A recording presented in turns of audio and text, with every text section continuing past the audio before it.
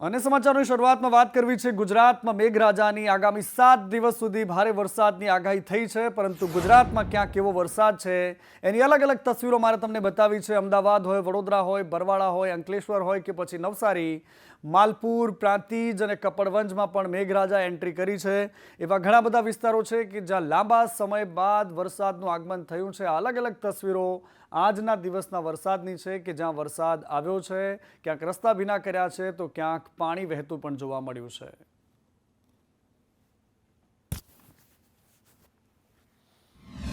અને સૌથી પહેલી તસવીર બોટાદના બરવાળા તાલુકાની છે। બરવાળામાં ધોધમાર વરસાદ વરસ્યો છે અને બજાર વચ્ચેથી પાણી વહેતા જોવા મળી રહ્યા છે। બજારમાં પાણી ભરાયેલા હતા। ખારા, ઢોલિયાપરા, કેશવનગરમાં વરસાદ થયો છે। કુંડળ દરવાજા, ખોડિયારનગર અને બરવાળા તાલુકાના કુંડળ, વહિયામાં પણ વરસાદ થયો છે। રોઝીદ અને કાપડિયાળી, ખમીદાણા અને રામપરામાં પણ વરસાદ થયો છે। આ તમામ ગામડાઓમાં આજે વરસાદી માહોલ રહ્યો છે। તો આ તરફ લાંબા વિરામ બાદ વાપીમાં વરસાદનું આગમન થયું। વાપી શહેર તેમજ ગ્રામ્ય પંથકમાં આજે વરસાદ વરસ્યો છે। વાપીના અનેક વિસ્તારોમાં વરસાદી પાણી ભરાયા છે। પાણી ભરાવાથી ટ્રાફિક જામ સર્જાયો, પરંતુ વાપીમાં છેલ્લા ઘણા દિવસો બાદ આજે વરસાદ આવ્યો છે। આ તરફ સાબરકાંઠા જિલ્લામાં પણ મુશળધાર વરસાદ વરસ્યો છે। આજે તલોદ, પ્રાંતિજ અને હિંમતનગરમાં વરસાદ વરસ્યો છે। તલોદમાં 3.25 ઇંચ વરસાદ પડ્યો, પ્રાંતિજમાં 2.25 ઇંચ અને આની સાથે સાથે પ્રાંતિજના શાસ્ત્રી બજાર, ભાખરિયા અને એની સાથે હિંમતનગરમાં 0.5 ઇંચ જેટલો વરસાદ વરસ્યો છે। તલોદમાં નીચાણવાળા વિસ્તારોમાં પાણી ભરાયા છે અને સ્થાનિકો પરેશાન પણ થયા છે। આણંદના ઉમરેઠમાં વરસાદ વરસ્યો। આ ચરોતરનો વરસાદ છે, જ્યાં ઉકળાટ અને બફારા બાદ વરસાદનું આગમન થયું। વરસાદના કારણે ખેડૂતોને ફરી એકવાર રાહત થઈ છે, કારણ કે ઊભો પાક, ચોમાસું પાક જેમણે વાવ્યો છે, મગફળી સહિતના પાકોને અત્યારે વરસાદની જરૂર હતી, એવા સમયે વરસાદનું આગમન થયું છે। અને આ તરફ અંબાલાલ પટેલ આગાહી કરી રહ્યા છે કે કેટલાક ભાગોમાં ભારે વરસાદ પડી શકે છે। 23 થી લઈને 24 જુલાઈ સુધી વરસાદની આગાહી અંબાલાલે કરી છે। તેમનું કહેવું છે કે મધ્ય ગુજરાત અને દક્ષિણ ગુજરાતમાં ભારે વરસાદ પડશે।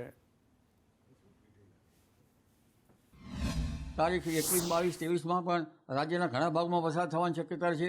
દક્ષિણ ગુજરાતના ભાગોમાં વરસાદ થવાની શક્યતા છે। દક્ષિણ સૌરાષ્ટ્રના ભાગોમાં પણ વરસાદ થવાની શક્યતા છે। આ ઉપરાંત ઉત્તર મધ્ય પૂર્વ ગુજરાત અને કચ્છના ભાગો તેમજ સૌરાષ્ટ્રના અન્ય ભાગોમાં પણ વરસાદ થવાની શક્યતા છે। કેટલાક ભાગમાં ભારે વરસાદ થવાની શક્યતા છે। હવે ધીરે ધીરે સાર્વત્રિક વરસાદ થવાની શક્યતા છે। તારીખ 28મી લગભગ જુલાઈ બાદ પવનની ગતિ વધારે છે। કેટલાક ભાગમાં પવનની જે આંચકાનો પવન છે એ 50 કિલોમીટર, કેટલાક ભાગમાં 60 કિલોમીટરની ઝડપનો થઈ શકે। બીજી તારીખ 4 થી 8 ઓગસ્ટમાં એક બીજી સિસ્ટમ પણ છે અને આ સિસ્ટમ પણ ગુજરાતમાં તારીખ 6 થી 10 ઓગસ્ટમાં વરસાદ લાવી શકે તેમ છે। ઓગસ્ટમાં સારો વરસાદ થવાની શક્યતા છે। અને આ તરફ અમદાવાદના સાણંદ પાસે આવેલા 2 અલગ અલગ રિસોર્ટમાં દારૂની મહેફિલની રંગમાં ભંગ પડ્યો છે। દારૂની પાર્ટી ચાલતી હતી અને બાતમીના આધારે પોલીસે રેડ કરી અને આ નબીરાઓ, જે માલેતુજાર મા બાપના એ દીકરાઓ છે, જેમને દારૂ પીતા રંગે હાથ ઝડપી લેવામાં આવ્યા છે। આ આખી મહેફિલ રિસોર્ટમાં ચાલતી હતી અને પોલીસે માહિતીના આધારે રેડ કરી અને બંને રિસોર્ટમાંથી અલગ અલગ યુવક અને યુવતીઓની ધરપકડ કરી છે।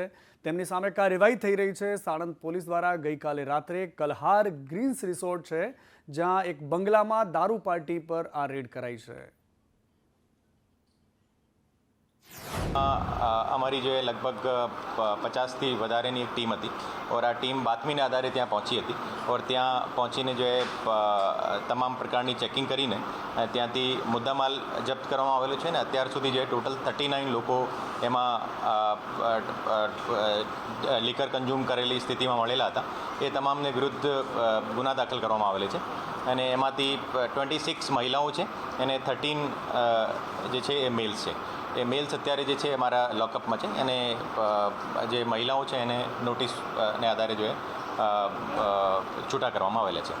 અને જે મુદ્દામાલ છે એ ક્યાંથી આવેલો છે અને કોણ મોકલેલો છે એની ડિટેલમાં અત્યારે અમે જઈએ અને ટોટલ અત્યાર સુધી જે ભરેલી બોટલો જે 5 મળેલી છે અને એમાંથી એને જે ખાલી બોટલો છે એની પણ અત્યારે ટોટલ કેટલી છે એની શોધખોળ અત્યારે ચાલુ છે। આ તરફ સાબર ડેરી સામે જંગે ચડેલા એ પશુપાલકોને અત્યારે રાહતના સમાચાર એ આવ્યા છે કે એમની સામે થયેલી કેસ મામલે હવે એમને જામીન મળી ચૂક્યા છે. 41 પશુપાલકો સામે ફરિયાદ થઈ હતી, તેમને અત્યારે જામીન મળ્યા છે. સાબર ડેરીમાં રજૂઆત સમયે પણ આ અથડામણની ઘટના ઘટી હતી. પોલીસ અને પશુપાલકો વચ્ચે બવાલ થઈ હતી. દરવાજો તોડાયો, હિંસક બવાલ થઈ, પોલીસે ટીયર ગેસના સેલ છોડ્યા, લાઠીચાર્જ થયો અને ત્યારબાદ આજે 41 પશુપાલકોને રાહત મળી છે.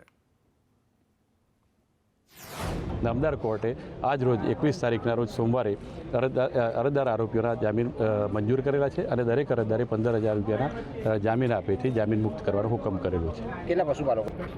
41 પશુપાલકોની જામીન અરજી મંજૂર થયેલી છે અને બાકીના જે છ પશુપાલકો છે એમની જામીન અરજીનું હિયરિંગ આવતીકાલ રાખેલ છે. એમને પણ જામીન મુક્ત થવાની સંભાવનાની તકો આ અરજી મંજૂર થયેલી ઉજળી તકો રહેલી છે. હવે સાબર ડેરીમાં આવેલો દૂધનો વિરોધનો ઉભરો હવે શાંત થઈ રહ્યો છે. સાબર ડેરીમાં પશુપાલકોની બીજી માંગ પણ સ્વીકારી લેવામાં આવી છે. પશુપાલકોના વિરોધ દરમિયાન ઈજાગ્રસ્ત થતાં તેમને હોસ્પિટલ ખસેડવામાં આવ્યા હતા. ત્યારબાદ તેમનું મોત થયું હતું. પરિવાર અને પશુપાલકોમાં ભારોભાર આક્રોશ હતો. ત્યારે હવે મૃતક અશોક ચૌધરીના 2 સંતાનોને નોકરી આપવાની પશુપાલકોની માંગ સાબર ડેરીએ સ્વીકારી લીધી છે. આ તરફ વલસાડ જિલ્લામાં યુરિયા અને એનપીકે ખાતરની અછત છે. એના બધાની વચ્ચે હવે કોંગ્રેસ આ મુદ્દે રાજનીતિ કરવા મેદાનમાં છે. ખેડૂતોને છેલ્લા 1 મહિનાથી ખાતર નથી મળતું. કોંગ્રેસે જિલ્લા કોંગ્રેસના કાર્યાલય ખાતેથી કલેક્ટર કચેરી સુધી રેલી યોજી. કોંગ્રેસે યુરિયા ખાતરની માંગ સાથે કલેક્ટરને આવેદનપત્ર આપ્યું. આગામી દિવસોમાં ખેડૂતોને ખાતર જો નહીં મળે તો ઉગ્ર આંદોલનની ચીમકી પણ ઉચ્ચારી છે. જિલ્લા કોંગ્રેસ મારફતે આજે એક આવેદનપત્ર આપ્યું છે કે જેમાં બધા જ વલસાડ જિલ્લાના મહત્વના આગેવાનો, મહત્વના ખેડૂતો આજે આવીને અમે જિલ્લા કોંગ્રેસ મારફતે રજૂઆત કરીએ છીએ કે તાત્કાલિક ખેડૂતોને ખાતર મળે એવી વ્યવસ્થા સરકાર દ્વારા થાય એ માટેની મારી માંગ છે. આપ જાણો છો કે ગયા વખતે કરતાં તે 25% યુરિયા ખાતર આપવામાં આવે છે. આ વખતે યુરિયા ખાતર સરકારે બિલકુલ નથી આપ્યું, 25% આપ્યું છે. અત્યારે ખેડૂતો દૂર દૂરથી વલખા મારે ખાતર માટે, યુરિયા માટે. સિઝન છે યુરિયાની 20-20-013ની ડીએપી તો છેલ્લા 1 વર્ષથી ડીએપી આવતું નથી. એટલે સરકાર આ વખતે શું કરવા માંગતી છે તમને સમજ પડતી નથી. ખરેખર ખેડૂતોને અત્યારે યુરિયા ખાતરની સખત જરૂર છે. અને પૂર્વ કેબિનેટ મંત્રી જવાહર ચાવડા કે રોજ ચર્ચામાં રહે છે. વિસાવદરની ચૂંટણીથી લઈને અત્યાર સુધીમાં હવે રોજગાર સહાયતા અભિયાન અંતર્ગત તેમણે એક નિવેદન આપ્યું છે કે રોજગાર માટે સ્ત્રીઓને વધારે સંઘર્ષ કરવો પડે છે. ગ્રામ્ય અને શહેરની વિસ્તારની પરિસ્થિતિ સરખી જ છે. આવડત, લાયકાત બધું જ હોવા છતાં કામની બાબતમાં ભ્રષ્ટાચારના કારણે ભેદભાવ થાય છે. કે રોજગાર સહાયતા અભિયાન પર આપ સૌના પ્રતિભાવોની જાણકારી મને મળી કે શહેરી અને ગ્રામ્ય વિસ્તારોમાં રોજગારી માટે સ્ત્રીઓને હજુ પણ પુરુષો કરતાં વધારે સંઘર્ષ કરવો પડે છે. આવડત અને લાયકાત હોવા છતાં ભેદભાવ અને ભ્રષ્ટાચારને કારણે કામ નથી મળતું અને મળે તો યોગ્ય વળતર નથી મળતું. મને લાગે છે કે સમાજમાં માત્ર સ્ત્રીઓની કિરણોની વાતો કરવી તે ફક્ત નહીં ચાલે. તો એના કરતાં રોજગાર પણ ઊભો કરવો પડશે અને યોગ્ય તકો આપવી પડશે. હું આ મુદ્દે ખૂબ ગંભીરતાથી વિચારું છું અને ટૂંક સમયમાં આપ સૌને રૂબરૂ મળવા માગું છું. અને આ તરફ વડોદરામાં જો વાત કરીએ તો MGVCLની ગંભીર બેદરકારી સામે આવી છે. કારણ કે સ્માર્ટ મીટરના કારણે ગ્રાહકને લાખો રૂપિયાનું બિલ ફટકારી દેવામાં આવ્યું. ગ્રાહકને 7.81 લાખ રૂપિયાનું બિલ ફટકાર્યું છે. 4 મહિના પછી ગ્રાહકને લાઇટ બિલ મળ્યું છે. આ સમા વિસ્તારમાં રહેતા ઉષાબેનની કહાની છે કે જેમને 4 મહિના બિલ આવે, 4 મહિના પછી બિલ આવે છે. સામાન્ય રીતે 1500થી 2000નું બિલ આવતું હોય, ઘરમાં 7,81,000નું બિલ આવે તો એ પરિવારના માથે શું વીતે એ કદાચ MGVCLના અધિકારીઓ નહીં સમજી શકે. સ્માર્ટ મીટર 3 મહિના પહેલાં, 3 થી 4 મહિના પહેલાં મળ્યું છે, નાખ્યું છે. અને પહેલાં અમારું એવરેજ બિલ આવતું 1500થી 2500 રૂપિયા. અને આજે અમને 3 થી 4 મહિના પછી આ બિલ મળ્યું છે. એ મને સવારે રિમાઇન્ડરથી, હજુ બિલ નથી મળ્યું, અને સવારે મેલમાં રિમાઇન્ડર આવ્યો હતો કે બિલ આટલું પે કરવાનું, 7,81,000 આવ્યું.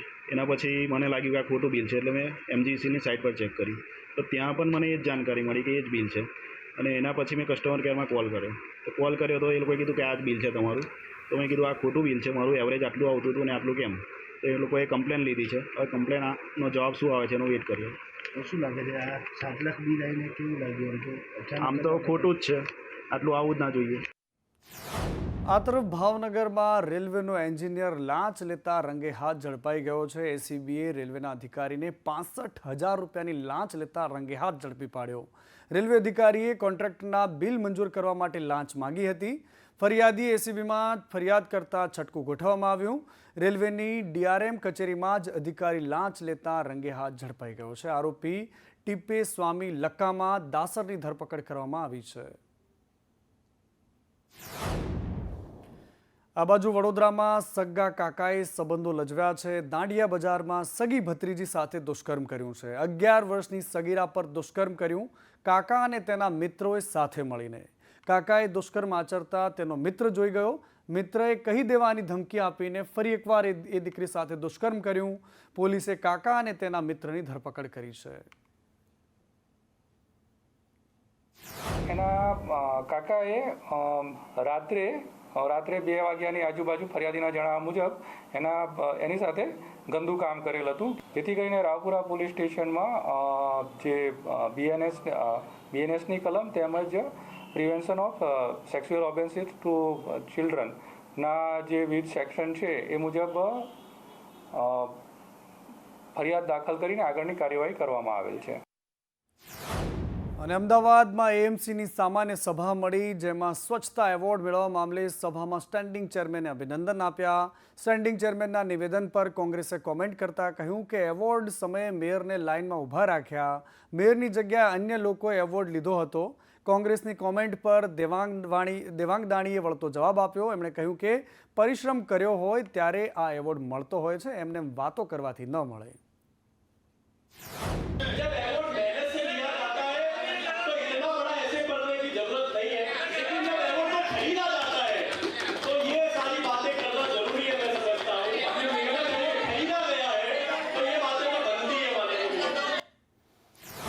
આજે અમદાવાદમાં સામાન્ય સભા જે મળી એ બહુ જ હંગામેદાર હતી. અનેક મુદ્દાઓ પર ચર્ચાઓ થઈ. એએમસીમાં વિપક્ષે હાટકેશ્વર બ્રિજનો મુદ્દો ઉઠાવ્યો. વિપક્ષના નેતા શહેજાદ પઠાણે કહ્યું કે ગંભીરા બ્રિજ પરથી ધ્યાન હટાવવા માટે નવો મુદ્દો લાવવામાં આવ્યો. નવો બ્રિજ બનાવવો છે કે નહીં તેનો જવાબ આપવા માટે કહ્યું. શહેરના વિવિધ બ્રિજને લઈને શહેજાદ પઠાણે કહ્યું કે બ્રિજ પ્રોજેક્ટના અધિકારી બ્રિજ બનાવે છે કે પછી પાપડ બનાવે છે એ નથી સમજાતું. और मैं मानता हूं कि इतने समय से एक यही ऐसा डिपार्टमेंट है जो हमेशा विवाद में रहा है. माननीय मेयर जी, मैं ब्रिज प्रोजेक्ट की बात करना चाहूंगा आपके बीच में कि जिस प्रकार से ब्रिज प्रोजेक्ट के अधिकारी पिछले 1 दायके से अहमदाबाद म्युनिसिपल कॉर्पोरेशन में कार्य कर रहे हैं, मैं समझता हूं कि वो ब्रिज बनाते हैं कि पापड़ बनाते हैं, कांग्रेस पार्टी को यह समझ नहीं आता. उनका पापड़ भी ठीक से नहीं बनता. पापड़ तो बन जाता है लेकिन कभी कभी वो गोल भी नहीं बनता. मैं मानता हूं कि इस प्रकार के ब्रिज प्रोजेक्ट के अधिकारियों के दिमाग की एमआरआई करानी चाहिए कि किस प्रकार के आप ब्रिज बनाते हो. किसी साइकियाट्रिस्ट के पास भेजकर उनका इलाज कराना चाहिए. અને આ બાજુ અમદાવાદ શહેરનો જમાલપુર વિસ્તાર ફરી એકવાર વિવાદોમાં છે. હવે કારણ ગેરકાયદેસર દબાણ નથી, પરંતુ સ્લોટર હાઉસના કારણે વિવાદમાં સામે આવ્યું છે. ધારાસભ્ય ઇમરાન ખેડાવાલા દ્વારા મનપાની સંકલન બેઠકમાં રજૂઆત કરાઈ હતી કે સ્લોટર હાઉસ અહીંથી હટાવવામાં આવે અને સુએજ ફાર્મ ખાતે ખસેડવામાં આવે, કારણ કે અહીં નજીકમાં જગન્નાથ અને ગીતા મંદિર આવેલા છે, જેથી અહીં કતલખાનું ન હોવું જોઈએ અને એ જગ્યા પર પાર્ટી પ્લોટ બનાવવામાં આવે. તો બીજી તરફ આ મામલે પૂર્વ ધારાસભ્ય ભૂષણ ભટ્ટ મેદાને આવ્યા અને કહ્યું કે સ્લોટર હાઉસ હટાવવા અંગે રજૂઆત કરે છે તો પહેલાં જગન્નાથ મંદિરની સામે જ નોનવેજની દુકાનો આવેલી છે એ બંધ કરાવો. જમાલપુર ખાડિયા વિધાનસભાના અંદર જે સ્લોટર હાઉસ આવેલું છે, સ્લોટર હાઉસ જમાલપુર એસટી રોડના ઉપર છે અને એક તરફ ભગવાન જગન્નાથજીનું મંદિર છે અને બીજી તરફ ગીતા મંદિર છે. બે મંદિરના વચ્ચે આ સ્લોટર હાઉસ છે. તો કમિશનર શ્રીને મેં કીધું કે તમે આ સ્લોટર હાઉસ સુએજ ફાર્મ પાસે અત્યારે જે ગુજરાત એગ્રોની જગ્યા જે કબજામાં ગેરકાયદેસર કબજામાં હતી એ ખાલી કરાવી છે, 5 એકર જગ્યા છે, ત્યાં તમે આ સ્લોટર હાઉસને શિફ્ટ કરી દો અને જે સ્લોટર હાઉસની જગ્યા છે ત્યાં અમને એક પાર્ટી પ્લોટ બનાવી આપો. એક બાજુ એમ કે છે કે જગન્નાથ મંદિર છે અને સ્લોટર હાઉસ નજીક છે, તો જગન્નાથ મંદિરની સામે જ એ માંસ મટનની દુકાન છે એ બંધ કરાવવાની વાત નથી કરતા, પણ જગન્નાથ મંદિરથી સ્લોટર હાઉસની આટલી દૂર હોવા છતાં આ જગ્યા બતાવી અને એ ધ્યાન બીજે ભ્રમિત કરવા માંગે છે, ધ્યાન બેધ્યાન બનાવવા માંગે છે. અને ક્યાંક ને ક્યાંક હું માનું છું ત્યાં સુધી વ્યક્તિગત રીતે જે 5000 વારના પ્લોટની ઉપર જેનું દબાણ છે, લાવો ઇમરાનભાઈ તમે કાગળ લખો ને હું કાગળ લખીએ, આપણે જ સામૂહિક રીતે સરકારમાં કોર્પોરેશનમાં રજૂઆત કરવા જઈએ કે આ 5000 વારનો પ્લોટ એ મ્યુનિસિપલ સરકારની જમીનનો છે. જો તમારા મનની અંદર ખરેખર સાચા અર્થની અંદર ખરેખર લોકો માટે પાર્ટી પ્લોટ બનાવવાની ઈચ્છા હોય, સામાજિક પ્રવૃત્તિ માટેની ઈચ્છા હોય તો તમે આ પ્લોટ માટે આવો, હું તમારી જોડે આવવા. હવે વિવાદમાં આવવા પાછળનું કારણ ગેરકાયદેસર દબાણ નહીં પરંતુ સ્લોટર હાઉસ છે. આજે સ્લોટર હાઉસ દેખાઈ રહ્યું છે તે સ્લોટર હાઉસ અહીંથી ખસેડી અને અન્ય જગ્યા પર લઈ જવા માટે થઈને ધારાસભ્ય ઇમરાન ખેડાવાલા દ્વારા રજૂઆત કોર્પોરેશનની સંકલન સમિતિની બેઠકમાં કરવામાં આવી હતી. તેમણે કહ્યું છે કે જગન્નાથ મંદિર અને ગીતા મંદિર અહીં નજીક હોવાના કારણે અહીંથી આ સ્લોટર હાઉસ એટલે કે આ કતલખાનું છે તે હટાવવામાં આવે, પરંતુ બીજી તરફ પૂર્વ ધારાસભ્ય છે ભૂષણ ભટ્ટ, તેના દ્વારા આ અંગે આક્ષેપ ઇમરાન ખેડાવાલા ઉપર કરવામાં આવ્યા છે અને તેમનું કહેવું છે કે જમાલપુર વિસ્તારમાં અનેક જગ્યાએ 4 થી 5000 વારના મોટા પ્લોટ આવેલા છે. જો પાર્ટી પ્લોટ બનાવવો છે તો ત્યાં બનાવવો જોઈએ, અહીં નહીં. કેમેરામેન ચેતન પરમાર સાથે કશ્યપ જોશી, સંદેશ ન્યૂઝ, અમદાવાદ. અને આ બાજુ વ્હાઇટ ટોપિંગ રોડનો મુદ્દો પણ આજે એએમસીની સામાન્ય સભામાં ચર્ચામાં રહ્યો. વિપક્ષે આક્ષેપ લગાવ્યા કે કરોડો રૂપિયા ખર્ચીને બનાવેલા વ્હાઇટ ટોપિંગ રોડ પણ તૂટી રહ્યા છે. પૂર્વ રોડ કમિટીના ચેરમેન મહાદેવ દેસાઈએ કહ્યું કે આમાં કોંગ્રેસની નજર લાગી ગઈ છે એટલે તૂટી રહ્યા છે.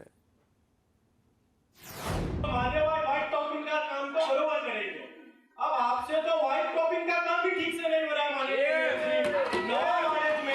3 दिन पहले जो व्हाइट टॉपिंग का रोड बनाया वो ब्लॉक को चेंज करने का कार्य करना पड़ता है.